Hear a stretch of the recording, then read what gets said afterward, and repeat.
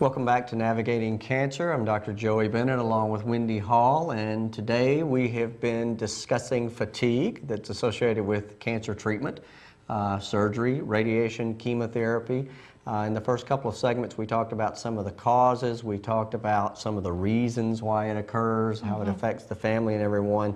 We want to spend the last segment today talking about some of the things that you can do to help treat cancer fatigue, because it's not a hopeless battle. There are things that can be done to kind of help improve the level of fatigue that you have.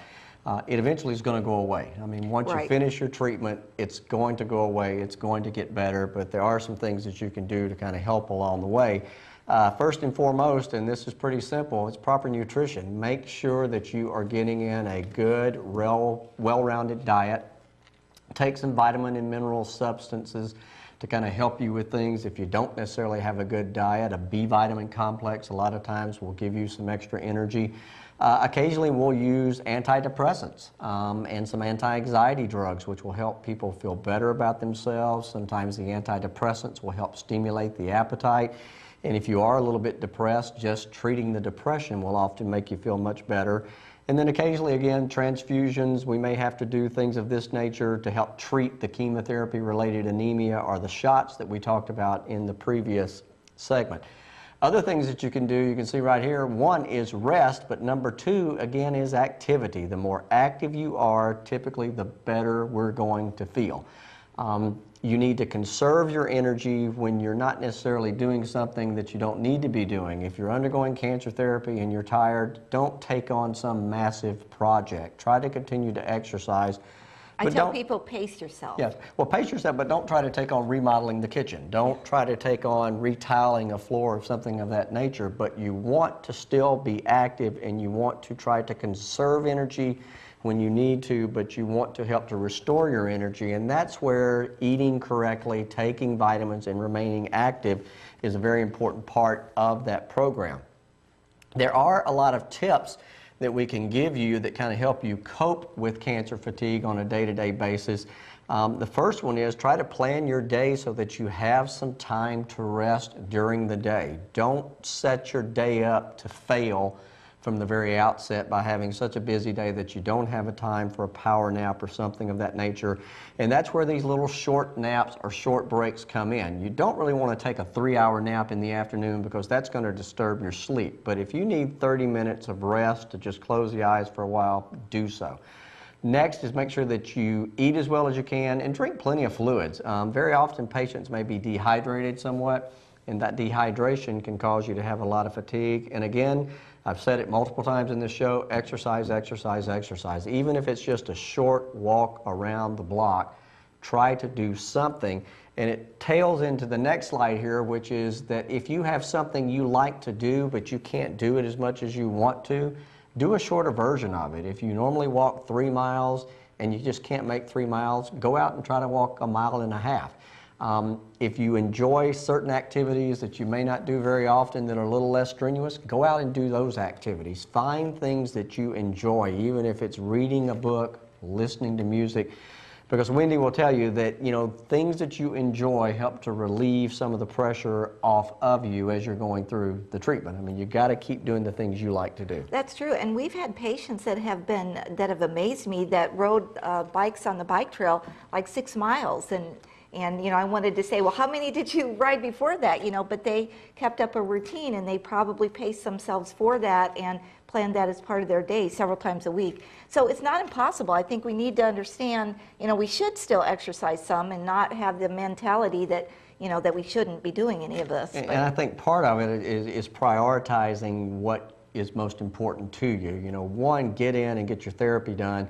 But if you normally have 3, I mean, we all seem to have more hobbies than we can keep up with at certain parts of our life. If there is one thing that you enjoy doing more than the others, put the other ones on the back burner for a while and just kind of stick with the one that you enjoy the most, that you get the most pleasure out of, because pleasure is a natural way to treat depression. It's a natural way of feeling sorry for yourself as you go through treatment. That's right, and uncluttering your mind from all these things that don't mean anything, you know, at this point in time, really. One of the other things that I think is very important is letting someone help you.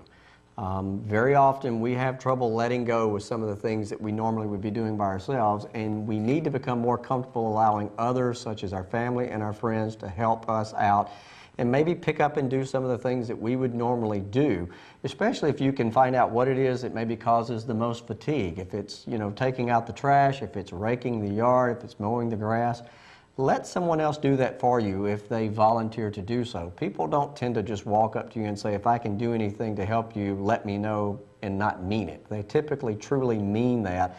And so if you've got friends, if you've got family that are like that want to help you, let go and let them help you with it. The other thing is, make sure that you talk to your doctor or your primary care physician or anyone about the fatigue that you're having, because if we know about it, we can help you to resolve that fatigue a lot easier if we've got an idea of what's going on. Next is, take some quality time for yourself. Do what you want to do. At some point in time, be a little selfish. Say, this is what I want to do. I don't want to do that. I want to do this. Do the things that you enjoy. And this goes for both patients and family members. Watch for signs of stress. We all become very impatient at times when we're under a lot of stress. We don't sleep well. We don't have an appetite. So look for those things if you're a cancer patient in yourself, and if you're a family member, look for them, because we see it all the time. I mean, there's no one that goes through the treatment that we're talking about without having some stress and a short fuse every now and then.